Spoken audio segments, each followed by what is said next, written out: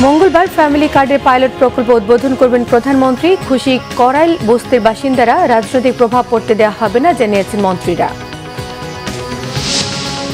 বিশ্ববাজারে জ্বালানি তেলের রেকর্ড দাম, পাম্পে কমছে না গ্রাহক লাইন। চট্টগ্রাম বন্দরের কাছাকাছি কয়েক লাখ টন জ্বালানিবাহী জাহাজ।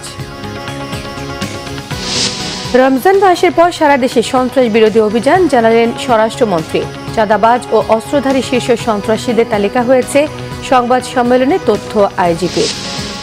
ইরানে হামলা চালিয়ে যাচ্ছে যুক্তরাষ্ট্র ইসরায়েল। মধ্যপ্রাচ্যে মার্কিন ঘাঁটি লক্ষ্য করে পাল্টা হামলা ইরানের, সৌদি আরব ছাড়ছেন মার্কিনিরা। দেখছিলেন ক্রাউন সিমেন্ট সংবাদ শিরোনাম। নিজ নির্বাচনী এলাকা ঢাকা 17 দিয়ে মঙ্গলবার ফ্যামিলি কার্ড বিতরণের অঙ্গীকার বাস্তবায়ন করতে যাচ্ছেন প্রধানমন্ত্রী তারেক রহমান।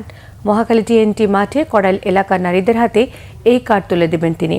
সুবিধাভোগী নারীদের মোবাইলে পৌঁছে যাবে প্রথম মাসে নগদ সহায়তা। প্রধানমন্ত্রীর কাছ থেকে প্রতি মাসে আর্থিক সুবিধা পাবেন, এমন খবরে খুশি কড়াইলবাসী। বিস্তারিত সৈকত সাদিকের প্রতিবেদনে।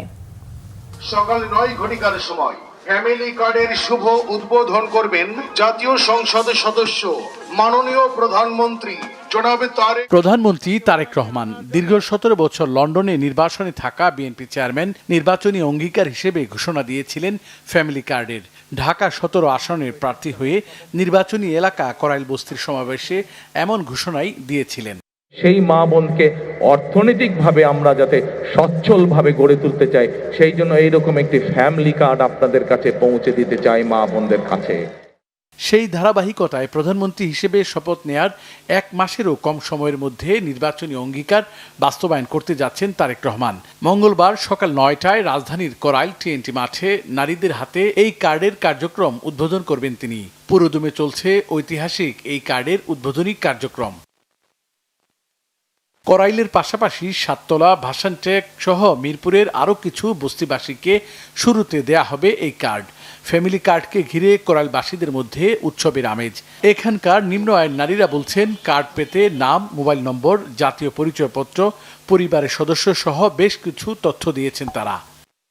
1000 টাকাও দেয়, তাও আমাদের অনেক উপকার হবে, কারণ আমরা ডেলি কাজ করি, যা ইনকাম করে এর থেকে আমাদের বাচ্চাদের স্কুলের খরচ, তারপরে দিয়ে যদি সে যেই টাকাটা দিবে ওই টাকা দিয়ে আমাদের বাজার অনেকটাই চলে যাবে। আমার বুড়া আইডি কার্ডে ফুটকপি লাগছে, আর আমার ছবি, আমার হাজবেন্ডের বুড়া আইডি কার্ডের নাম্বারটা লাগছে, আমার আব্বু লাগছে। প্রধানমন্ত্রী তারেক রহমানের কার্ড বিতরণের এই কার্যক্রমকে স্বাগত জানিয়েছে করাইল বস্তিবাসী। এর মাধ্যমে আর্থিক অসচ্ছলতা দূর, সন্তানদের পড়াশোনা সহ আরও উপকারের অপেক্ষায় তারা। অনেক কিছু ভালো হইব, অনেক কষ্ট আছে তো ট্যাকে আর ফালানো জিনিস তো কাজে লাগে।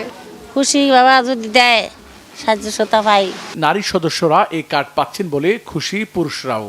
আমার ওয়াইফ পেলে সংসারটা চালায়, এটা যদি সরকারে দেয় তাহলে আমরা লাগি ভালো, খারাপ না। 7 থেকে 5,000 টাকার ভিতরে কিছু দিত, তাহলে আমরা মোটামুটি চলতে পারতাম আর কি। রাজধানী ঢাকার 17 আসনের নির্বাচনী এলাকা করাইল বস্তি। মঙ্গলবার এই এলাকার মানুষের কাছে আনুষ্ঠানিকভাবে ফ্যামিলি কার্ড বুঝিয়ে দিবেন প্রধানমন্ত্রী তারেক রহমান, যেটা তার নির্বাচনী অঙ্গীকার ছিল। এই ফ্যামিলি কার্ড বিতরণের মাধ্যমেই তিনি নির্বাচনী অঙ্গীকার বাস্তবায়ন করতে যাচ্ছেন। 4 মাস আগে যেই করাইল বস্তি পুড়ে ছাই হয়েছিল, সেখানকার মানুষ ফ্যামিলি কার্ড পেতে যাচ্ছেন, এতে তারা বেশ খুশি। সৈকত সাদিক, বাংলা ভিশন, করাইল বস্তি, ঢাকা। এদিকে প্রধানমন্ত্রী তারেক রহমানের ফ্যামিলি কার্ড প্রকল্প উদ্বোধনের পরই 37,568টি পরিবারের কাছে পৌঁছে যাবে এই কার্ডের সহায়তা, জানিয়েছেন সমাজ কল্যাণমন্ত্রী ডাক্তার AJM জাহিদ হোসেন। আর অর্থমন্ত্রী আমির খুরশিদ মাহমুদ চৌধুরী বলেছেন, পুরো প্রকল্প স্বচ্ছতার মাধ্যমে সম্পন্ন করে দলীয় প্রভাব মুক্ত রেখে বাস্তবায়ন করা হবে। রিপোর্ট করছেন মুহিবুল্লাহ মুহিব। নারীর ক্ষমতায়ন, নারীর অধিকার, মর্যাদা ও অর্থনৈতিক স্বাধীনতা নিশ্চিতে ফ্যামিলি কার্ড ছিল বিএনপির নির্বাচনী অঙ্গীকার। 2/3 সংখ্যাগরিষ্ঠতা নিয়ে সরকার গঠনের 3 সপ্তাহের মধ্যেই অঙ্গীকার পূরণের সূচনা করতে যাচ্ছে সরকার। সচিবালয়ে এ সংক্রান্ত এক সংবাদ সম্মেলনে সমাজ কল্যাণ মন্ত্রী AJM জাহিদ হোসেন জানান, দেশের 13টি জেলায় 37,567টি পরিবার পাবে প্রথম পর্যায়ের এই কার্ড। কার্ড নিয়ে কোনো ধরনের দুর্নীতি বা মনোপলি ব্যবসা সরকার মেনে নেবে না বলেও স্পষ্ট জানিয়ে দেন তিনি। কালকে যখন কার্ড মাননীয় প্রধানমন্ত্রী উদ্বোধন করবেন, যখন উনি লঞ্চ করবেন, তখন ইনশাআল্লাহ এই যে আমরা যে সুবিধাভোগী যারা এখন ডাবল ডিপিংয়ের পরে 37,000 প্লাস, ওনাদের সবার কাছে এটা পৌঁছে যাবে। আর এখানে আপনাদের জানার জন্য একটি কথা বলে রাখি, সেটি হচ্ছে আমরা দেখেছি যে আমরা যে ডাটা কালেকশন করেছি, ডাটা কালেকশনের মধ্যে আমরা অবশ্য এলাকাগুলো নিয়েছি সবচেয়ে আন্ডার ডেভেলপড এলাকা। কৃতি সরকার গঠিত হয়েছে 17ই ফেব্রুয়ারি, ভাঙা অর্থনীতির বৎসর, কাজেই আগামী বছরের রেগুলার বাজেটে তখন যাবে। এবার আমরা মাননীয় অর্থমন্ত্রীর কাছ থেকে থোক বরাদ্দের কাছ থেকে আমরা টাকা নিয়েছি, সেজন্যই। সংবাদ সম্মেলনে অর্থমন্ত্রী আমির খসরু মাহমুদ চৌধুরী বলেন, বাংলাদেশের ইতিহাসে এমন প্রকল্প অতীতে হয়নি। এটি বাস্তবায়ন হলে নারীর ক্ষমতায়নের পাশাপাশি তাদের স্বাবলম্বী হতে ভূমিকা রাখবে ফ্যামিলি কার্ড। পাইলট প্রকল্প হিসাবে প্রাথমিকভাবে এই খাতে 38 কোটি টাকা বরাদ্দের কথাও জানান অর্থমন্ত্রী। প্রোগ্রামটা হচ্ছে ফ্যামিলি কার্ড। এখন এত বড় একটা প্রোগ্রাম, আমি তো আশা করি বাংলাদেশের ইতিহাসে দারিদ্র মোচনে এত বড় পদক্ষেপ কখনো নেওয়া হয়েছে আমার অন্তত জানা নেই। Let us focus on that, এবং এই জিনিসটা জাতির সামনে তুলে ধরা দরকার। এটা কিন্তু বাংলাদেশকে কল্যাণকর রাষ্ট্রের জন্য এবং বাংলাদেশের প্রত্যেকটি মানুষের কাছে এতদিন যে আমরা বক্তব্য রেখেছি যে অর্থনৈতিক সুবিধা প্রত্যেকটি মানুষের দ্বারে পৌঁছে দেওয়ার জন্য যেই দাবিটা ছিল, সেই দাবির পরিপ্রেক্ষিতে একটা বিশাল কর্মযজ্ঞ। কিন্তু সামাজিক নিরাপত্তা খাতে সমাজ কল্যাণ মন্ত্রণালয়ে বরাদ্দকৃত অর্থ থেকে ফ্যামিলি কার্ড ভাতা G2GP পদ্ধতিতে সরাসরি সুবিধাভোগীদের কাছে পৌঁছে যাবে বলেও জানানো হয় সংবাদ সম্মেলনে। Muhibullah Muhib, Bangla Vision, Dhaka. Jeddah, Medina, Muscat সহ যুদ্ধের কারণে বন্ধ থাকা মধ্যপ্রাচ্যের আরও 4টি রুটে পুনরায় বিমান চলাচল শুরুর কথা জানিয়েছেন বেসামরিক বিমান পরিবহন ও পর্যটন প্রতিমন্ত্রী রশিদুজ্জামান মিল্লাত। এদিকে ধর্মমন্ত্রী শাহ মোফাজ্জল হোসেন কায়কোবাদ জানিয়েছেন, জাকাত যথাযথভাবে আদায় হচ্ছে কিনা তার তদারকি করবে সরকার। আরও জানাচ্ছেন জাহাঙ্গীর আকন্দ। সচিবালয়ে মন্ত্রিপরিষদ বিভাগে জাকাত ব্যবস্থাপনা নিয়ে প্রধানমন্ত্রী তারেক রহমানের সাথে বৈঠক করেন ধর্মমন্ত্রী মোফাজ্জল হোসেন কায়কোবাদ, ধর্ম সচিব ও আসুন্না ফাউন্ডেশনের চেয়ারম্যান শায়েখ আহমদুল্লাহ। বৈঠক শেষে আসুন্না ফাউন্ডেশনের প্রধান জানান, জাকাতের অর্থ কাজে লাগিয়ে কিভাবে দক্ষ জনশক্তি গড়ে তোলা যায় আসুন্না ফাউন্ডেশনের অভিজ্ঞতা তুলে ধরা হয়েছে বৈঠকে। ধর্মমন্ত্রী শাহ মোফাজ্জল হোসেন কায়কোবাদ জানান, জাকাত ব্যবস্থাপনা উন্নত করতে কাজ করার নির্দেশনা দিয়েছেন প্রধানমন্ত্রী। কোন উপায়ে করলে পরে সত্যকারে জাকাত গ্রহীতারা জাকাত পাবে এবং জাকাত দাতারা জাকাত দেবে, এই সমস্ত দিয়ে বিস্তারিত আলোচনা হয়েছে। এবং আমি বিশ্বাস করি আল্লাহর রহমতে মাননীয় প্রধানমন্ত্রীর নেতৃত্বে এই জাকাতের ব্যবস্থাপনা অনেক উন্নতি হবে এবং ফলপ্রসূ হবে। আল্লাহর হুকুম অনুযায়ী জাকাত যেভাবে মানুষ দেয় সে ব্যবস্থা হবে। প্রধানমন্ত্রী মহোদয়কে এবং অন্যদেরকে সংশ্লিষ্টদেরকে নির্দেশ দিয়েছেন যে যেন জাকাত নিয়ে সরকারের জায়গা থেকে আরও ইফেক্টিভলি কীভাবে জাকাত বন্টনকে আরও সুশৃঙ্খলভাবে করা যায় এবং আরও ইফেক্টিভলি করা যায়, সেই সম্ভাবনাগুলোকে খুঁজে বের করার জন্য তিনি নির্দেশ দিয়েছেন। বেসামরিক বিমান পরিবহন ও পর্যটন মন্ত্রী আফরোজা খানম রিতা ও প্রতিমন্ত্রী রশিদুজ্জামান মিল্লাত সহ মন্ত্রণালয়ের সংশ্লিষ্টদের সাথে বৈঠক করেছেন প্রধানমন্ত্রী তারেক রহমান। বৈঠক শেষে প্রতিমন্ত্রী জানান, বিমানকে জনবান্ধব ও আধুনিকায়ন করার নির্দেশ দিয়েছেন প্রধানমন্ত্রী। যাত্রী হয়রানি কমাতে বিমানবন্দরে আরও একটি স্ক্যানার বসানোর নির্দেশনা দেওয়া হয়েছে। তিনি নির্দেশনা দিলেন যে স্বচ্ছভাবে যাতে চলে, বিমান বোর্ডটা যাতে ভালো হয়, বিমানের সার্ভিস জনগণের স্বার্থে যাতে আমরা ইউজ করতে পারি, এই ধরনের কাজ করার জন্য কিছু নির্দেশনা দিলেন। আমরা 4টা রুটও ইতিমধ্যে চালু করেছি, জেদ্দা, মদিনা, আমাদের রিয়াদ এবং মাস্কাট। আমরা এখন আজকে থট দিচ্ছি যে আমরা দুবাইতে আমরা চালু করতে পারি কিনা আপাতত, কারণ যুদ্ধ পরিস্থিতি তো আমাদের হাতে না, নিশ্চয়ই আপনারা বুঝেন আর কি, রিস্ক ফ্যাক্টর তো রয়েছে। রিস্ক ফ্যাক্টরগুলি চিন্তা ভাবনা করে ওই দিকের যে আমাদের খবরাদিগুলি নিয়ে তারপরে আমাদের কাজগুলি করতে হবে। তো আমরা এগুলো নিয়ে রেগুলারই বসছি আমরা আর কি। প্রধানমন্ত্রী তারেক রহমানের সাথে দেখা করেছেন আন্তর্জাতিক আলোকচিত্রী শহীদুল আলম। পরে সাংবাদিকদের তিনি জানান, গাজার অবরোধ ভাঙতে আবারও ফ্লোটিলায় যাচ্ছেন তিনি। বাংলাদেশের পতাকাবাহী জাহাজ ফ্লোটিলায় যুক্ত হবে, এ বিষয়ে প্রধানমন্ত্রী অত্যন্ত উৎসাহী বলে জানান তিনি। আমরা গতবার যখন জাহাঙ্গীর আকন্দ, বাংলা ভিশন, ঢাকা। সেটাকে সমর্থন করেছিলেন। বিশ্ববাজারে অপরিশোধিত জ্বালানি তেলের দাম ব্যারেল প্রতি $100 ছাড়িয়েছে। গত 4 বছরের মধ্যে এটি সর্বোচ্চ। যুক্তরাষ্ট্রের বেঞ্চমার্ক ওয়েস্ট টেক্সাস ইন্টারমিডিয়েটে লেনদেন হচ্ছে $111 থেকে $115 মধ্যে। ওপেকভুক্ত দেশগুলোর গড় তেলের দাম বা ওপেক বাস্কেট প্রতি ব্যারেল প্রায় $90 বেশি। ইরান, ইসরায়েল এবং যুক্তরাষ্ট্রকে ঘিরে বাড়তে থাকা সংঘাতের কারণে বৈশ্বিক জ্বালানি সরবরাহ নিয়ে নতুন করে উদ্বেগ তৈরি হয়েছে। বিশ্লেষকরা বলছেন, মধ্যপ্রাচ্যের গুরুত্বপূর্ণ সমুদ্রপথ হরমুজ প্রণালী দিয়ে বিশ্বের প্রায় 20% তেল পরিবহন হয়। অঞ্চলটিতে নিরাপত্তা ঝুঁকি বাড়ায় অনেক তেল ট্যাঙ্কার চলাচল সীমিত করেছে, ফলে বাজারে সরবরাহ কমে যাবার আশঙ্কা সৃষ্টি হয়েছে। এর পাশাপাশি কয়েকটি তেল উৎপাদনকারী দেশ উৎপাদন এবং রপ্তানি কমাতে পারে, এমন আশঙ্কায় আন্তর্জাতিক বাজারে তেলের দাম দ্রুত বেড়ে যায়। জ্বালানি তেলের নেয়ার দীর্ঘ লাইন কমছে না। চট্টগ্রাম বন্দরে জ্বালানি ট্যাঙ্কার পৌঁছানোর পরও চাপ কমেনি পাম্পগুলোতে। চাহিদা মতো তেল না পেয়ে ক্ষুব্ধ ক্রেতারা। তেলের সরবরাহ নিয়ে 2 ধরনের দাবি পাম্প কর্তৃপক্ষের। কেউ বলছেন সরবরাহ কম, কারো মতে মজুদ এবং সরবরাহ নিয়ে কোনো সমস্যা নেই। রিপোর্ট করছেন আরিফিন শাওন। 9:45-এ দাঁড়াইছি, এখন 12:34 বাজে। যে তেল দিচ্ছে 10 লিটার তেল দিচ্ছে, 10 লিটার তেল আমার এখান থেকে আসতেই চলে গেছে। যে পরিমাণটা তেল দিচ্ছে সেটা আসলে অনেক কম। সেটা আমাদের জন্য যারা কর্মজীবী মানুষ তারা প্রতিদিন এসে আসলে তেল ওঠানোটাও সম্ভব না। মধ্যপ্রাচ্যে অস্থিরতার তাপ উত্তাপ সইতে হচ্ছে বাংলাদেশকেও। যুদ্ধ শুরুর পর থেকেই ভর করেছে জ্বালানি তেলের সংকটের শঙ্কা। চট্টগ্রাম বন্দরে তেলের ট্যাঙ্কার পৌঁছানোয় সংখ্যা কিছুটা কমেছে, তবে এখনও পাম্পগুলোতে চাপ কমেনি ক্রেতাদের। সরকারের আদেশে পাম্পগুলো রেশনিং পদ্ধতিতে তেল সরবরাহ করছে। চাহিদার তুলনায় তেল কম পাওয়ায় বিপাকে ভোক্তারা। 1 ঘন্টা 20 মিনিট, তাই এই যে সারা ঢাকা শহরে শুধু একটা ফিলিং স্টেশন, তা এটা কি আপনার কৃত্রিম সংকট তৈরি করছে না? আমরা যারা রেগুলার ইউজার তাদের জন্য তো আসলে অনেক ভোগান্তি, কারণ 3-4 দিন আগে যারা এই কাজগুলো করছে, যে ফুল ট্যাঙ্কি করে নিয়ে গেছে, আমরা তো যারা মানে নর্মালি যারা ইউজার তারাই অনেক সময় পাচ্ছি না আর কি। বিষয়টা তো অবশ্যই আমাদের জন্য একটু কষ্টসাধ্য হয়ে যাচ্ছে, যেহেতু প্রায় ধরেন 40 মিনিট ধরে সিরিয়ালে এখানে আছি, অফিসের কাজকর্ম করতে পারছি না। এদিকে জ্বালানি তেল সরবরাহে পাম্প কর্তৃপক্ষের রয়েছে মিশ্র প্রতিক্রিয়া। আমরা 24 ঘন্টা চালু করে যাচ্ছে, আমাদের 25 জন অপারেটর কন্টিনিউ তেল দিয়ে যাচ্ছে, কিন্তু পাবলিক কেন এইভাবে ফুলমুনি খেয়ে পড়ছে আমরা জানি না। প্রত্যেকটা গাড়িতে কিছু না কিছু তেল আছে, একবারে যে তেল শেষ হয়ে গেছে সব কিছু, এখন আমরা দিয়ে যাচ্ছি কন্টিনিউ। এই জনস্রোতকে দিতে গেলে আমার লোকবল লাগবে 10 গুণ, আমার তেলের স্টক লাগবে যা নর্মালি বেশি তার 25 গুণ।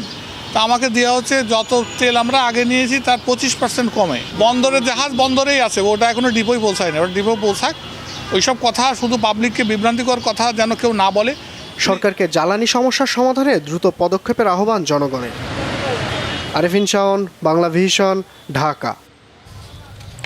সিঙ্গাপুর থেকে 27,204 টন ডিজেল নিয়ে একটি জাহাজ চট্টগ্রামে পৌঁছেছে। এছাড়াও 2,60,000 টন ডিজেল এবং প্রায় 2,47,000 টন এলএনজি নিয়ে বন্দরের কাছাকাছি এসেছে আরও 4টি জাহাজ। এরই মধ্যে 4টি এলএনজি বাহী জাহাজ চট্টগ্রাম বন্দরে আসতে শুরু করেছে। 1,26,000 টন এলএনজি নিয়ে আল জোর এবং আল জাসাসিয়া নামে 2টো জাহাজ এরই মধ্যে বন্দরে পৌঁছেছে। এছাড়া আজ লোজাইল এবং বুধবার আল গালাইল নামে আরও 2টো জাহাজ বন্দর অভিমুখে রয়েছে। এছাড়া গত বুধবার খোলাবাজার থেকেও 2টি এলএনজি কার্গো কেনা হয়েছে। সিঙ্গাপুর থেকে আমদানি করা ডিজেল বাহী জাহাজ দুটো বন্দরে পৌঁছবে যে কোনো সময়। 2 জাহাজে 1,30,000 মেট্রিক টন করে মোট 2,60,000 মেট্রিক টন ডিজেল রয়েছে। আগামী 21 মার্চ সংযুক্ত আরব আমিরাতের জেবেল আলী ধান্না বন্দর থেকে অপরিশোধিত তেল ক্রুড অয়েল নিয়ে আরেকটি জাহাজ বাংলাদেশের উদ্দেশ্যে রওনা হবার কথা। 1 লাখ টন তেল নিয়ে জাহাজটি হরমুজ প্রণালী না হয়ে বিকল্প নৌপথ হয়ে আসবে বলে জানিয়েছে কর্তৃপক্ষ। ভারতে গ্রেফতার ওসমান হাদি হত্যা মামলার 2 আসামিকে দ্রুত ফিরিয়ে আনতে সরকার কাজ করছে বলে জানিয়েছেন স্বরাষ্ট্রমন্ত্রী সালাউদ্দিন আহমদ। এ ব্যাপারে পররাষ্ট্র মন্ত্রণালয় প্রয়োজনীয় ব্যবস্থা নিচ্ছে বলেও নিশ্চিত করেছেন তিনি। সোমবার দুপুরে কক্সবাজার জেলা আইনশৃঙ্খলা কমিটির বৈঠক শেষে প্রেস ব্রিফিংয়ে স্বরাষ্ট্রমন্ত্রী এসব কথা বলেছেন। মন্ত্রী জানান, বাংলাদেশের সঙ্গে ভারতের আসামি হস্তান্তর বিষয়ে দ্বিপাক্ষিক যে চুক্তি রয়েছে সেই চুক্তি অনুযায়ী শিগগিরই তাদের ফেরত আনা হবে। ব্রিফিংয়ে স্বরাষ্ট্রমন্ত্রী বলেন, সব ঘটনাকে মব দাবি করা ভুল। অনেকেই কিছু বিচ্ছিন্ন ঘটনাকে মব বলছে, তবে মবকে কোনোভাবেই সরকার প্রশ্রয় দিচ্ছে না বলে দাবি করেছেন তিনি। বলেন, সারা দেশে সন্ত্রাস বিরোধী অভিযান শুরু করার সিদ্ধান্ত নিয়েছে সরকার। রমজান মাসের পরপরই এই অভিযান শুরু হবে। পদক্ষেপ নেওয়া হয়েছে পররাষ্ট্র মন্ত্রণালয়কে। আমরা অনুরোধ করেছি তারা এটা যেটা extradition treaty in between two countries আছে সেই মতে তাদেরকে আমাদেরকে ফেরত দেবেন বলে আমরা আশা করছি, এবং আমরা ফেরত আনার জন্য যথেষ্ট জোর প্রচেষ্টা চালাবো। চাঁদাবাজ এবং অস্ত্রধারী শীর্ষ সন্ত্রাসীদের তালিকা প্রস্তুত করা হয়েছে। শিগগিরই অভিযান চালানো হবে বলে জানিয়েছেন পুলিশের মহাপরিদর্শক আলী হোসেন ফকির। নতুন দায়িত্ব গ্রহণের পর সোমবার সাংবাদিকদের সঙ্গে এক মতবিনিময় সভায় এসব কথা বলেন তিনি। বলেন, শীর্ষ সন্ত্রাসীদের তালিকা প্রস্তুত করা হয়েছে, দ্রুত সময়ের মধ্যে তাদের নাম প্রকাশ করা হবে। যারা মব সৃষ্টি করে নিজেদের ফায়দা লুটতে চায় তাদেরকে প্রতিহত করা হবে বলেও জানিয়েছেন আইজিপি। ইনকিলাব মঞ্চের সাবেক মুখপাত্র শরীফ ওসমান হাদি হত্যার ঘটনায় গ্রেফতারকৃত আসামিদের দেশে ফিরিয়ে আনতে পররাষ্ট্র মন্ত্রণালয় কাজ করছে বলেও জানিয়েছেন নতুন আইজিপি। ঈদ উল ফিতরকে সামনে রেখে সড়ক ও মহাসড়কে চাঁদাবাজি ডাকাতি রোধে তৎপর রয়েছে পুলিশ বাহিনী। পুলিশের পোশাক নিয়ে সরকারের সিদ্ধান্তের অপেক্ষায় রয়েছেন বলে জানিয়েছেন সাংবাদিকদের। কিশোর গ্যাং নির্মূলে সামাজিকভাবে প্রতিরোধ গড়ে তোলার আহ্বান জানিয়েছেন পুলিশ প্রধান। হয়েছে তারা এই ব্যাপারে কার্যক্রম গ্রহণ করছে, হয়তো অচিরেই ইনশাল্লাহ আমরা দেখতে পারবো তারা বাংলাদেশে আমরা আনতে সক্ষম হব। তালিকা আমাদের তৈরি হয়ে গেছে, আমরা ইনশাল্লাহ অচিরেই তাদের বিরুদ্ধে অভিযান শুরু করব। ওইটা এক্সাক্ট এখন বলবো না, কারণ যে তালিকাটা আসছে এটার থেকে আবার একটু আমরা অনেকগুলো এজেন্সি থেকে পেয়েছি, এটা আবার আমরা সবকিছু মিলিয়ে কমন যেগুলা সেগুলোর বিরুদ্ধে আমরা ব্যবস্থা নিই। টানা 10ম দিনে গড়িয়েছে ইরানের গুরুত্বপূর্ণ স্থাপনা আর বেসামরিক অবস্থান লক্ষ্য করে যুক্তরাষ্ট্র ইসরায়েলের যৌথ হামলা। পাল্টা জবাব দিচ্ছে ইরান। আগুন ধরেছে বাহরাইনে ব্রিটিশ পেট্রোলিয়াম কর্পোরেশন বেপকোর তেল পরিশোধনাগারে।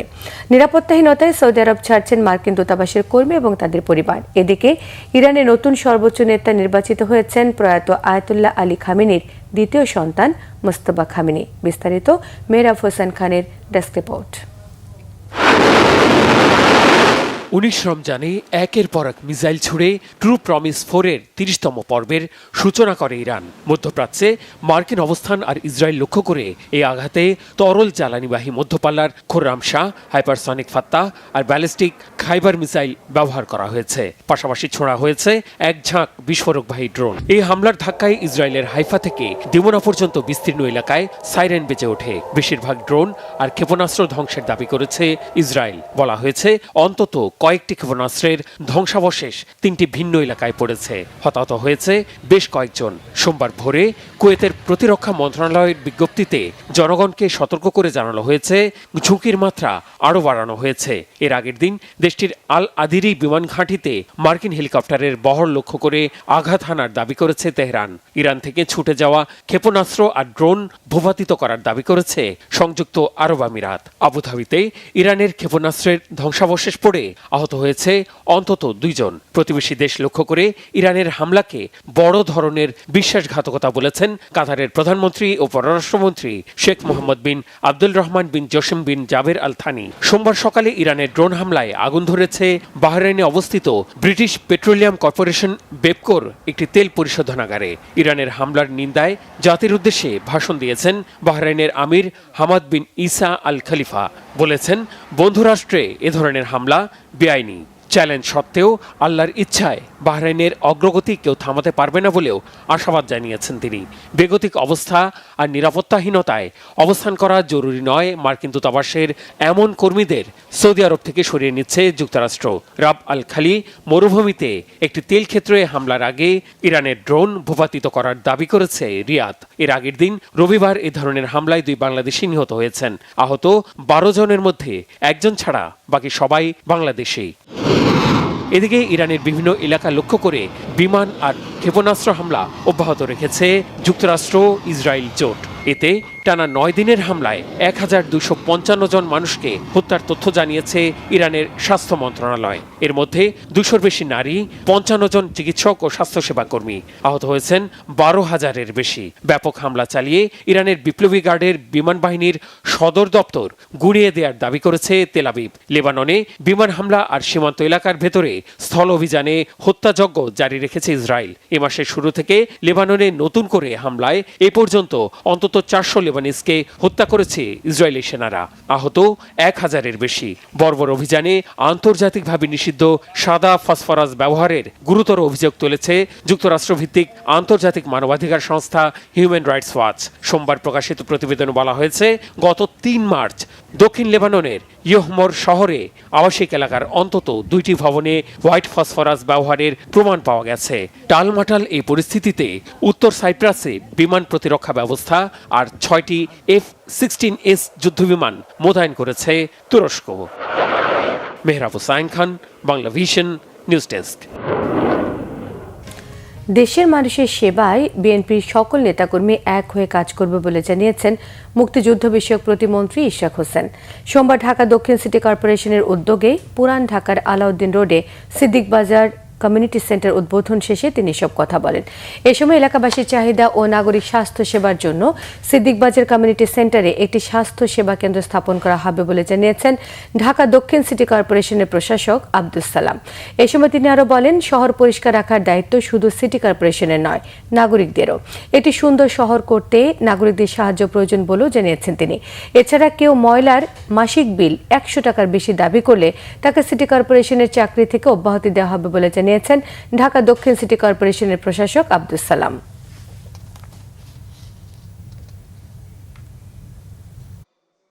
আমরা সবাই মিলে মিশে আমাদের যারা মুরব্বীরা আছেন আমাদেরকে দোয়া করবেন, আমাদেরকে গাইডেন্স দিবেন।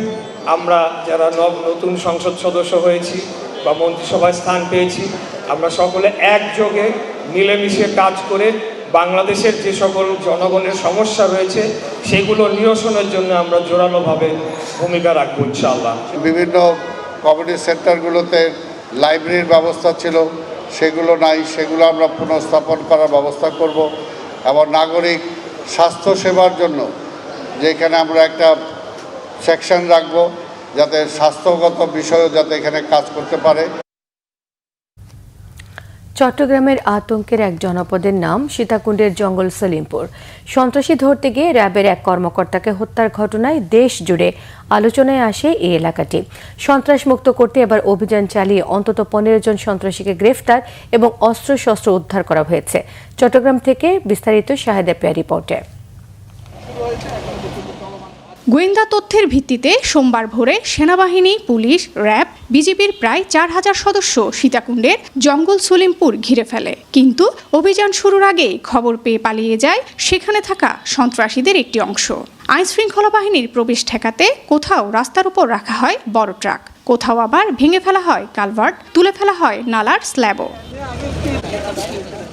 দুর্গম পাহাড়ি এলাকা হওয়ায় এটি হয়ে উঠেছে সন্ত্রাসীদের নিরাপদ আস্তানা। 4 দশক ধরে সরকারি পাহাড় কেটে গড়ে উঠেছে কয়েক হাজার অবৈধ বসতি। প্লট বাণিজ্য আর দখল টিকিয়ে রাখতে এলাকাটিতে গড়ে তোলা হয়েছে সন্ত্রাসী বাহিনী। পদে পদে প্রতিবন্ধকতা সৃষ্টি করা হলেও রাস্তা নালা ভরাট করে ভোরেই যৌথ বাহিনী প্রবেশ করে ত্রাসের জনপদ হিসেবে পরিচিত জঙ্গল সলিমপুরে। চট্টগ্রাম শহর এবং চট্টগ্রাম অন্যান্য অঞ্চলের অপরাধীরা বিভিন্ন জায়গায় অপরাধ করে এখানে তাদের একটা নিরাপদ আশ্রয় হিসেবে তারা ব্যবহার করে, যেহেতু এটি একটি জঙ্গলাকীর্ণ এলাকা। এবং এছাড়াও এখানকার যে ভূমির বৈচিত্র্য সেটাকে কেন্দ্র করে এখানে কিছু ভূমি অপরাধী, কিছু পরিবেশ অপরাধী এখান থেকে তৈরি হয়েছে। ভোর থেকে টানা অভিযানে বেশ কয়েকজন সন্ত্রাসীকে গ্রেফতার করা হয়। উদ্ধার করা হয় বিভিন্ন ধরনের অস্ত্রশস্ত্র। সার্বিক নিরাপত্তা ও সন্ত্রাসীদের দৌরাত্ম্য বন্ধ করতে এখানে পুলিশ ও র্যাবের 2টি আলাদা ক্যাম্প স্থাপন করা হয়েছে বলে জানিয়েছেন চট্টগ্রাম রেঞ্জের ডিআইজি আহসান হাবিব পলাশ।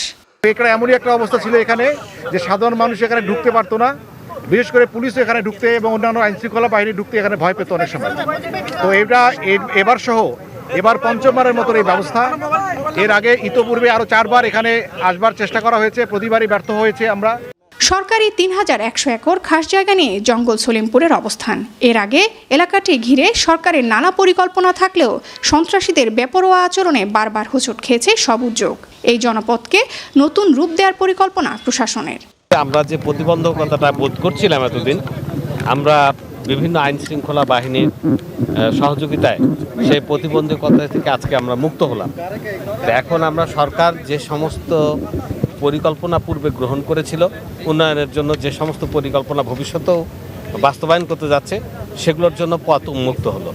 জঙ্গল সলিমপুরে সন্ত্রাসীদের দুটি পক্ষ রয়েছে, একটি পক্ষের নেতৃত্বে মোহাম্মদ ইয়াসিন এবং অপর পক্ষে রোকনউদ্দিন। গত জানুয়ারিতে ওই এলাকায় অভিযানে যাওয়া র্যাব কর্মকর্তা মোতালেব হোসেন ভূঁইয়া হত্যার মামলার প্রধান আসামি ইয়াসিন। এ ঘটনায় জঙ্গল সলিমপুরে সমন্বিত অভিযান চালানোর কথা থাকলেও জাতীয় সংসদ নির্বাচন সামনে রেখে তখন অভিযান চালানো হয়নি। শাহিদা পিয়া, বাংলা ভিশন, চট্টগ্রাম। নিউ ইয়র্কে অনুষ্ঠিত হল প্রবাসী বাংলাদেশিদের অংশগ্রহণে ইফতার মাহফিল। 7 মার্চ নিউ ইয়র্কের সাগর চাইনিজে অনুষ্ঠিত এই ইফতারে 1997 সালে এসএসসি এবং 1999 সালে এইচএসসি পাশ করা যুক্তরাষ্ট্রের বিভিন্ন স্টেটে বসবাসরত বাংলাদেশিরা অংশ নেন। অনুষ্ঠানটি পরিচালনা করেন নিউ ইয়র্ক সিটির পুলিশ ডিপার্টমেন্টে কর্মরত ডিটেকটিভ জামিল সারওয়ার এবং এডমিন শামস শাহরিয়ার। অনুষ্ঠানে আরও উপস্থিত ছিলেন তানভীর হাসান, রাবু, সোনিয়া, প্রীতি এবং হোসনা সহ আরও অনেকেই। সংবাদ শেষ করব ক্রাউন সিমেন্ট শিরোনামগুলো আরও একবার জানিয়ে দিয়ে। মঙ্গলবার ফ্যামিলি কার্ডের পাইলট প্রকল্প উদ্বোধন করবেন প্রধানমন্ত্রী। খুশি করাইল বস্তির বাসিন্দারা, রাজনৈতিক প্রভাব পড়তে দেওয়া হবে না জানালেন মন্ত্রীরা। বিশ্ববাজারে জ্বালানি তেলের রেকর্ড দাম, পাম্পে কমছেই না গ্রাহক লাইন। চট্টগ্রাম বন্দরের কাছাকাছি কয়েক লাখ টন জ্বালানিবাহী জাহাজ। রমজান মাসের পর সারা দেশে সন্ত্রাস বিরোধী অভিযান, জানিয়েছেন স্বরাষ্ট্রমন্ত্রী। চাঁদাবাজ ও অস্ত্রধারী শীর্ষ সন্ত্রাসীদের তালিকা হয়েছে সংবাদ সম্মেলনে তথ্য আইজিপি। ইরানে হামলা চালিয়ে যাচ্ছে যুক্তরাষ্ট্র, ইসরায়েল। মধ্যপ্রাচ্যে মার্কিন ঘাঁটি লক্ষ্য করে পাল্টা হামলা ইরানের, সৌদি আরব ছাড়ছেন মার্কিনীরা। এই ছিল এখনকার মতো, পরের সংবাদ সকাল 7:30টায় দেখার আমন্ত্রণ রইল। সঙ্গে থাকায় সবাইকে ধন্যবাদ।